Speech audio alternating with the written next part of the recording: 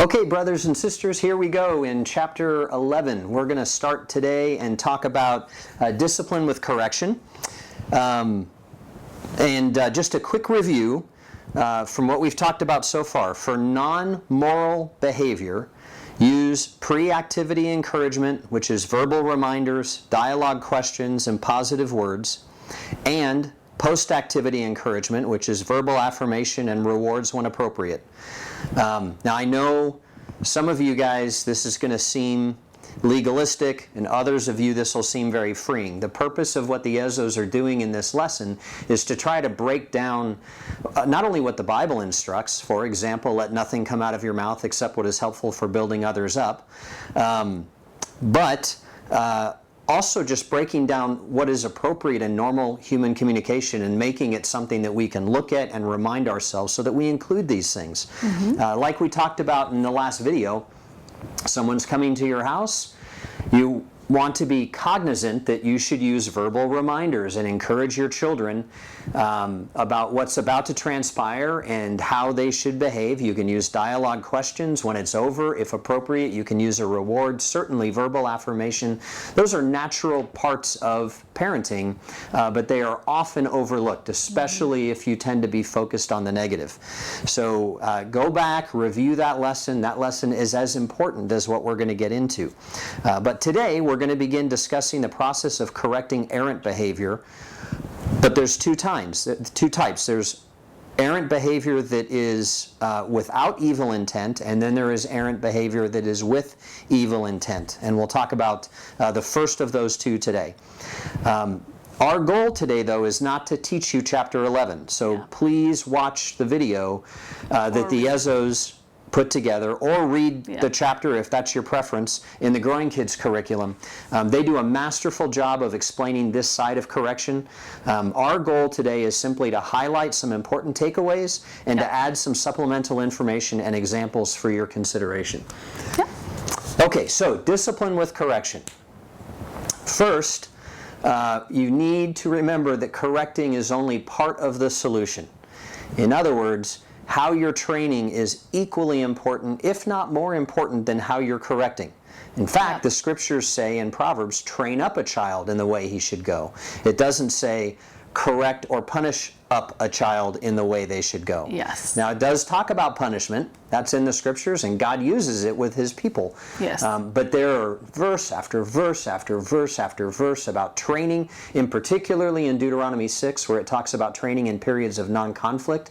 So we need to make sure that we weight that appropriately in our house. Again, that's an easy thing to inadvertently not do, and then you become someone who's punishing all the time because you're getting rubbed wrong by the behavior of your children. Yeah, so if you find yourself correcting and correcting over the same things, then that's your cue that I need to do some non-conflict training, not in the heat of the moment. So let's say they're having difficult times at the dinner table. Well, before dinner or after dinner, you say, okay, we're going to practice again how to treat one another, or how to talk to one another at the dinner table, or how to behave. And you want to practice it until it becomes a habit. And that's training side of things. That's why we have spent 9 weeks, well, more than that really at this class, on training, and how it's so important that you're making training very concrete and not so abstract.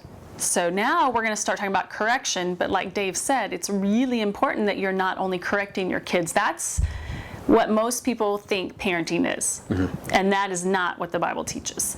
Excellent. The second point that we want to highlight is that conflict is a normal part of learning. And this is something that's difficult to get your head wrapped around because none of us like conflict. Well, most of us don't like conflict. And conflict with our children often comes when they are annoying us, or their behavior is hurting us, or it's causing us to change our plans. So it's a frustration. So if you don't switch your mindset that conflict is a God-ordained and God-chosen time of opportunity for you to curb your child's behavior, then you will be led by your emotion rather than by the logic. The scripture in Acts, it talks about that God set the time and place where man would live so they would perhaps reach out to him and find him. This is no different. In God's perfect wisdom, he chooses the exact time and the exact place where he is going to allow a misbehavior to occur, because that's the right time for you to address it. If you see it that way, then you can feel like you are aligned with God in raising his child. If you don't view it that way, then it will be a constant frustration to you because your children never seem to misbehave at times that are convenient. Or even embarrassed. You shouldn't be embarrassed when your kids mess up. They're in this training time, and as much as I know God looks down at us and I don't think he feels ashamed of us or embarrassed by us. He might be sad by our decisions, but he loves us. And the same with our children. They are going to mess up, and they're going to mess up often more outside the house. And you look at that as an opportunity to train and for something to be revealed in their character. You realize, I need to do some training and some correcting. And that, again, we're going to get into correcting, but we shouldn't feel ashamed of our kids when they're going through a hard time. There's also going to be seasons where there's a lot of transitions in children's lives. And so every time there's a new transition, you'll kind of have to go back and revisit things you've already trained on. You're going to have to retrain, and you have to get a little deeper in the moral reason why. And you might even have to correct more because for some reason it's an area that they're struggling. So they're no different than us. God's training us right now, and God's also correcting and punishing us as adults. Yep, absolutely. Also, don't be surprised or assume that you know why a behavior occurred. Instead, pray that God will give you wisdom, and then we'll talk about how to ask and draw out your child. But don't be surprised. God isn't surprised by our misbehavior. Right? In fact, he knew everything that we were going to do the day that we gave our lives to him. He already knew the entire future. Remember that we are all born self-oriented, right? It's just a survival instinct. And so we need our mom and our dad and mentors. We need to be led and taught to be others-focused. That is not... Well, it is natural. Little children can be others-focused, right? But they have a competing interest for self-preservation, and we need to help them learn how to balance the two. And the Growing Kids book explains this a whole lot more than we are right now, so please, again, it's our last reminder, but either watch or read chapter 11, or else just watching this video is going to leave you wanting. Okay? 2 principles of correction. I'm going to read them both, and then we'll go back and talk about the first. The first is the type of correction depends on the intent or presence or absence of evil motive. Okay? Number 2, the punishment or consequence must fit the behavior that you're trying to correct. So let's go back and talk about the first, which is the type of correction depends on the intent or presence or absence of evil motive. So, ask yourself, was my child's wrong action accidental or intentional? And this is where this discipline flowchart that you'll find at the beginning of chapter 11 or 10 is super helpful. You may think that you know what was in your child's heart, but we must be extremely careful not to prejudge. In order to answer the question of whether or not this action was accidental or intentional, we often need to ask our child to sit and to think about what just happened while we take a deep breath, pray for wisdom, and reference that chart. You can then draw out your child to determine what was actually in their heart, and from then apply the appropriate corrective action. And so, well, remember back to the class where we talked about parenting looks different at different ages. Because we can't get to our children's hearts till around 5 years old and up, you wouldn't implement what we're about to talk about, which is called reflective sit time, until they're 5 and older. You can still have them go sit to get self-control, which we'll talk a little bit more about. But as far as getting to their heart about why did you choose to do that behavior, that's not going to be until they're 5 or up. Yeah, absolutely. And so let's talk about this concept of reflective sit time. Doesn't really matter what you call it. That's the terminology that's used in this curriculum, and it makes a lot of sense, so we're going to use it during this class so that you always know what we're talking about. But I just want to emphasize, this is not the same thing as a timeout. A timeout is a punishment. And we don't recommend that at all. But just to identify the difference, a timeout is where you say to your child, okay, you need to sit for 5 minutes because of this behavior that you did. And so the child sits for 5 minutes, and when his 5 minutes or her 5 minutes is up, the punishment's over and they go on with their day. That's a timeout. This is not a timeout. This is a time to sit and reflect on why you just did what you did. That's why it's called reflective sit time. There isn't a time limit. There is no 5 minutes or 2 minutes or 20 minutes. It could be 2 minutes, it could be 5 minutes, or it could be 3 or 4 hours. It just depends on how long it takes for the child to figure out what's going in their heart with our helpful questions. Okay, so reflective sit time, this is what it might look like. Your child misbehaves, you say, I'd like for you to go sit and think about why you just did that, and I will come talk to you in a couple of minutes when I'm ready. You then use that opportunity to pray for wisdom, to think about what just transpired, to cool off if you need to reference the discipline flow chart, to get some questions together in your head, and then go in and talk with your child. Now, we're going to talk about this more later, but we just want to introduce the concept quickly. And it can also be used not only after a misbehavior has occurred, but if you see your child is heading towards a misbehavior, and particularly when they're younger and you can see the energy is building and something bad is about to happen, is another opportunity for you to have them sit and think about what they're doing and how they might want to do it different. You can ask some probing questions. It allows them to check themselves and calm down and regain control of their energy. So that's number one. The second type or principle of correction is that the punishment or consequence must fit the behavior that you're trying to correct. So do not overcorrect and do not undercorrect. For example, an accident should not be treated the same as defiant behavior.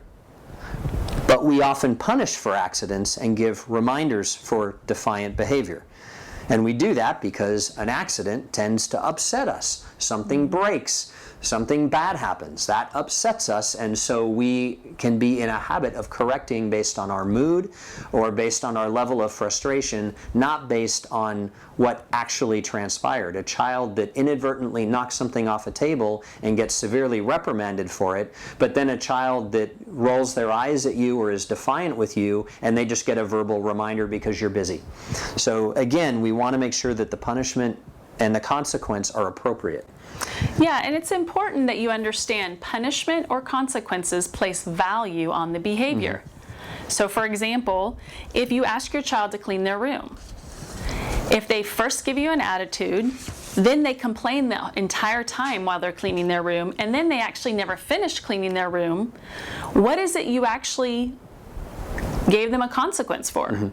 Was it for the attitude? Was it for the fact that they complained the entire time they had to take care of the things God gave them?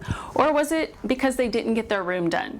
If you only punish or give consequences for the end result, but not for the behavior in between or before, then you're placing value on what really matters to you. Is it relationships and how we treat one another?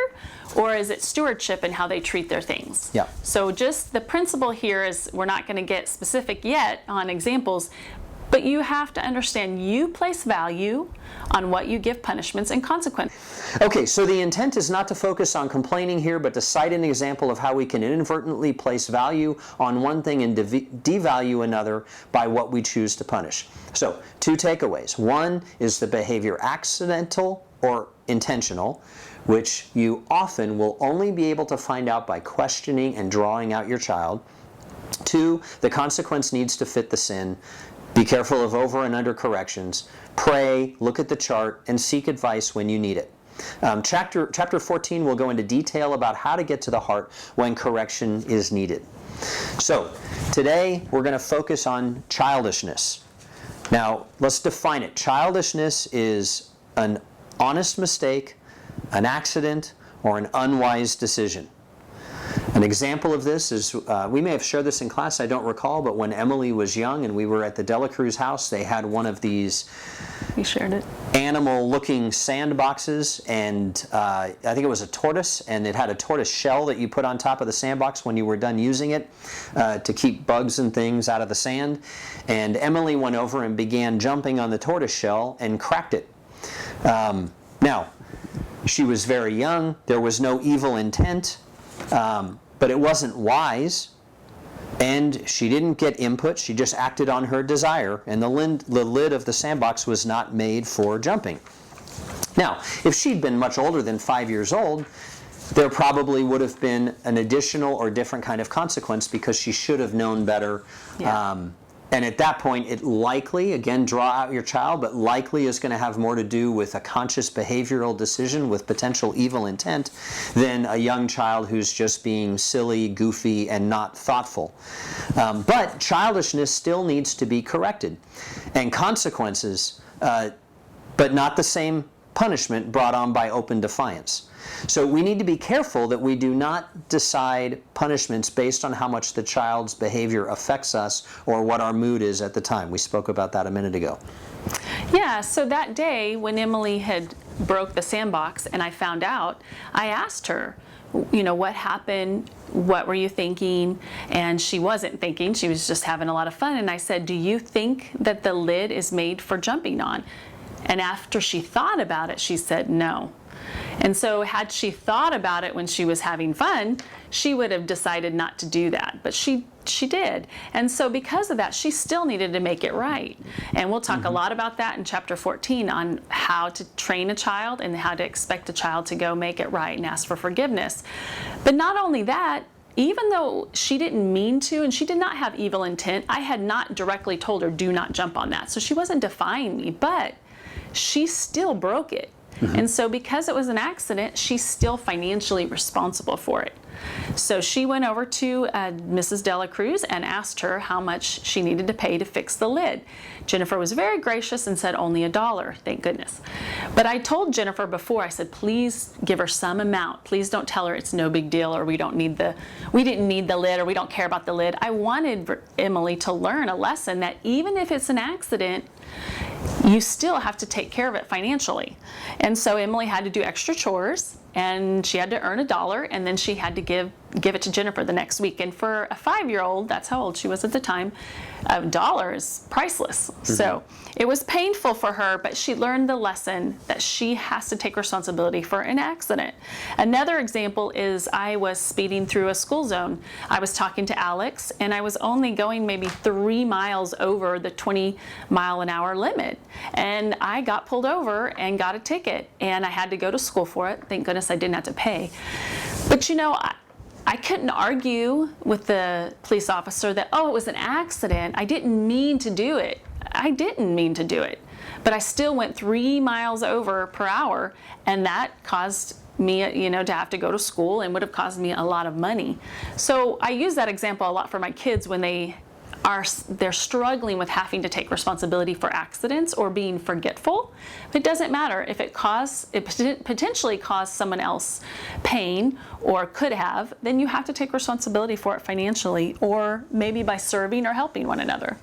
We'll give more examples to come. Excellent. Okay, so if you determine through questions and reflective sit time, you calming down, if you determine that this was a childish behavior, so no evil intent, then you'll see on the discipline flow chart that there's 2 ways to address that. The first is admonishment, which is verbal correction.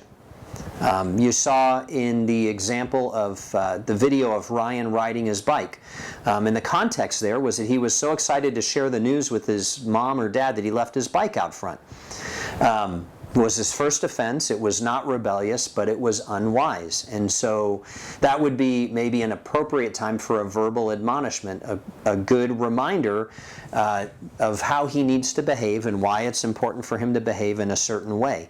Okay, the second is what the Ezos call a related consequence. Again, I love the words they choose. They're very thoughtful in these things, and it's very helpful for me in processing through the discipline flowchart.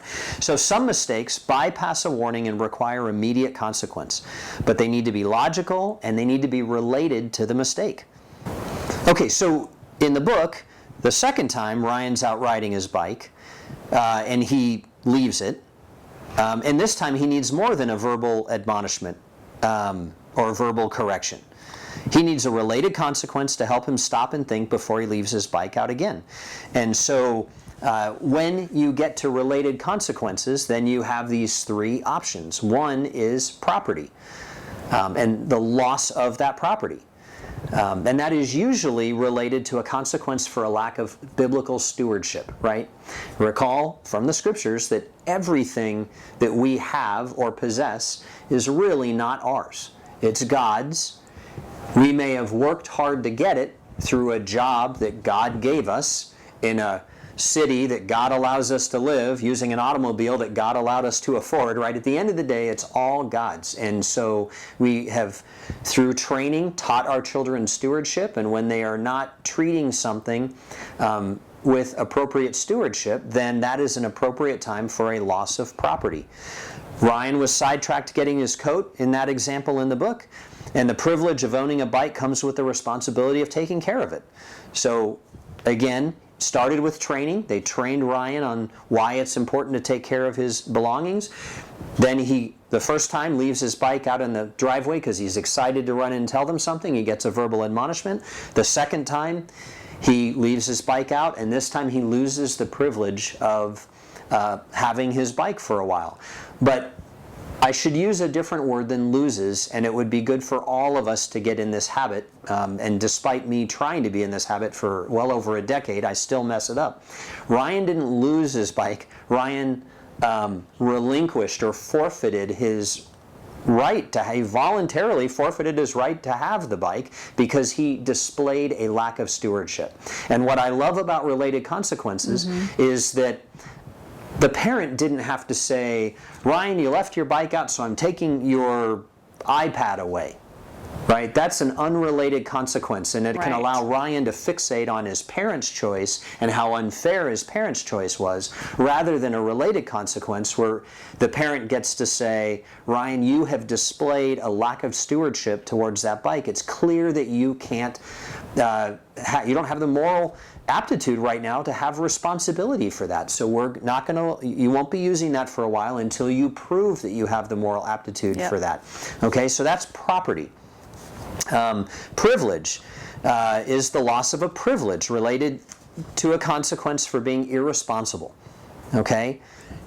Yeah, for example, in the book, they talked about Cheryl was feeding the birds, and that was a privilege to feed the birds. But there was a certain way it had to be done in order to not get shells all over the porch.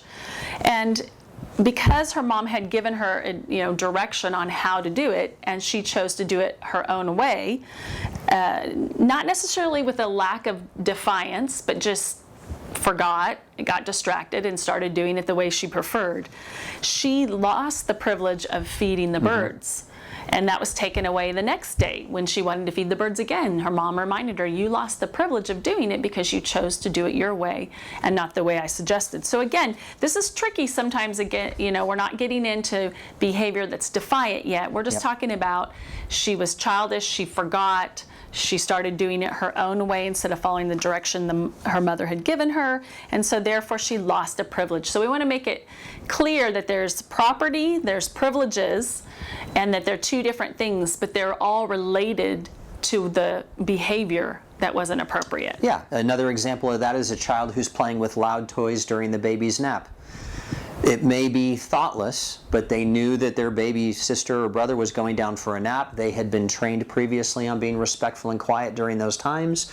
Whether they forgot or not is not relevant because they have displayed that they were not able to do that with thoughtfulness. Now, if it was the first time, maybe a verbal reminder. The second time, they may lose the freedom to play with those particular toys or forfeit the freedom because of their behavioral choices. So, go ahead. And with privilege and property, it's important that you give them, the first time you take them away, it's important that you give it back to them pretty quickly so that they see that this is not forever.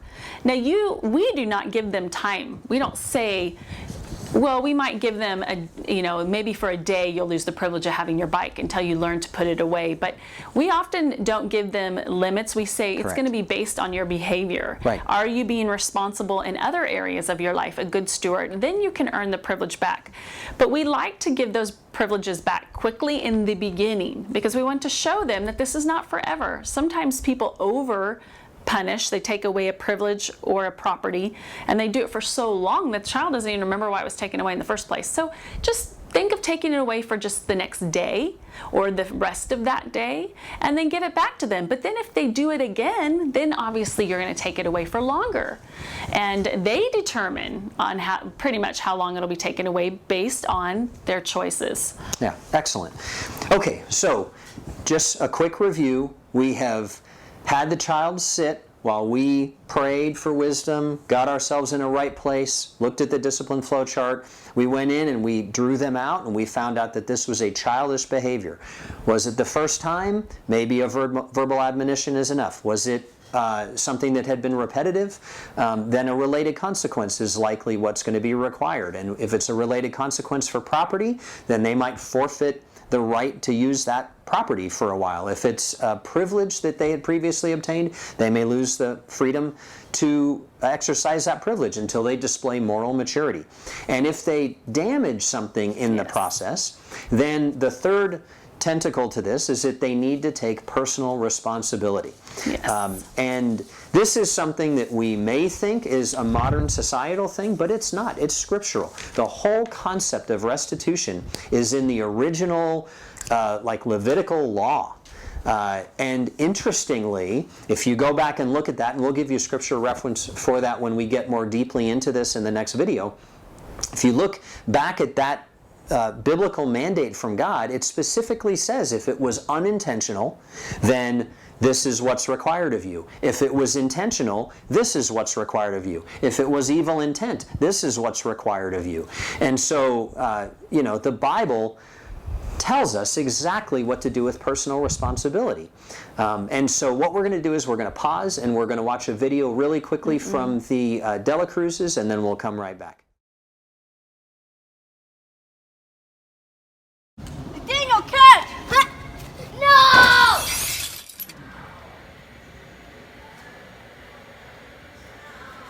Hudson, what happened? Me and the thing were playing football too close to the window. I'm sorry that I broke it. All right, I forgive you, bud, but we're gonna have to come up with some extra jobs around the house. You have got to help pay for that. Okay, I'm sorry. I love the Dela Cruz videos. I really appreciate them doing that, and there are a lot of them in our next video, which will be on foolishness or behavior that had evil intent. So hang in there for those. You wanted to say something about this, though. Yeah, so when it comes to personal responsibility as a consequence, there's other things that our children need to be responsible for. For example, let's say your child slept in and they didn't get their lunch made for school that day, and you had to leave at a certain time in order for them to be dropped off and for you to get to work on time.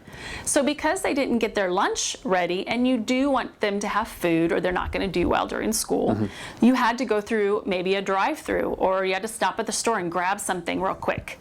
Who has to pay for that now? Your child is the one that chose to sleep in and be irresponsible. So should they have to pay for the lunch that you picked up? Or maybe you gave them school money and said, here you go, buy your lunch today. Should you have to pay for it? Well, maybe in the beginning, but I think maybe at that moment I should say, but they should have to pay you back, shouldn't they?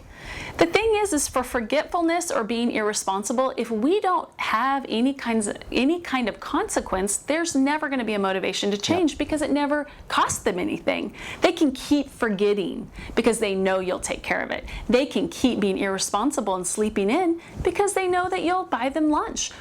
Okay, so it's important that personal responsibility can apply to a lot of things. It can also apply to your time. Let's say your child didn't get something done when they were supposed to, so therefore they're pushing you now to take on that responsibility with them because they're desperate now and they need you, and you can choose to have them do maybe your chore that you were supposed to be doing during that time because they wasted your time. So it's just important that you stop and think. If it's a childish behavior, that doesn't mean we ignore it. Because it's childish, we have to take an opportunity to train them. And we have to say, what did this cost me? And I want to make sure that my child is paying for that. You don't need to be mean. You don't need to be unkind. You just be matter of fact. Hey, I had to spend $2 on your lunch today because you chose to sleep in and not make your lunch. Who do you think should have to pay for that? Ask them. So it's just important that we don't allow forgetting and irresponsibility to be overlooked in the correction process. Yeah, excellent. Okay, so here's where we are today. We have talked about if when you're looking at a behavior, we've talked about the encouragement side of it, the pre-activity, post-activity encouragement side, and now we have started the correction side, and we've looked at if it's a childish behavior, then you have, as we talked about, admonishment or related consequence. Remember that correction helps us to learn the association between decisions and the consequences of our decisions. So like Tammy just recapped so well, if the whether there's intention or not, these are all training opportunities. And so if your brain works the way my brain works, then I really enjoy this discipline flowchart, because in the moment I get emotionally attached to what's happening. And it's very, very easy for me to project my emotion and my frustration onto the child. And it's not fair for me to do that. If I haven't calmed down and asked questions to find out whether or not this was childish or whether or not it was foolish, then I'm likely going to go down the wrong rabbit hole, and I'm going to hurt the relationship with my child, because I will punish for something that may have been an accident, or I won't use an appropriate punishment, or I won't use a related consequence. And all these little foxes are what damage the relationship with our children, and our children are unlikely to, I mean, they may protest in the moment, but they are unlikely to ever restore the relationship from that hurt, because you are the authority, and ultimately they're going to submit, or the punishment's going to get greater. And so when you misdiagnose, it causes a little cut in the relationship with your child. That wound stays and festers. And when eventually you've got a teenager, the reason in our experience why culturally teenagers have such a falling out with their parents is not because it is the way God created us to be. It's because there is a lifetime of these little wounds where mom and dad didn't take the time to diagnose what was really happening, didn't draw out the child, didn't train before the misbehavior, and then didn't appropriately deal with the misbehavior, or didn't deal with things that the parent decided were just there were mistakes without ill intent or without evil intent, and the parent became the judge and jury. So again, I don't want to belabor the point, but it's super important that we get our heads wrapped around this process in this discipline flowchart so that we can biblically parent our children. I just want to add, this is where teamwork comes in. It's really important, if you're married, that you help one another. You might see your spouse having to talk with the child. You might feel that they under or over corrected. Then that's the time that you pull them to the side and you say, can we talk about this? This is what I saw. This is what I'm feeling. And you share. And if you aren't married, that's okay. That's when you call. Well, first, we always want to be praying. I forgot to add that. Always pray first. But then you call up a sister who is familiar with training their children and correcting them based on these areas that we're talking about. You know, get advice. You know, if you feel like after you pray you just still feel confused, get someone else's opinion. Be a team. That's why it takes a community to raise our kids. Okay, excellent. So on the next video we'll talk about foolishness and start going through that part of the diagram. Thank you guys for your time.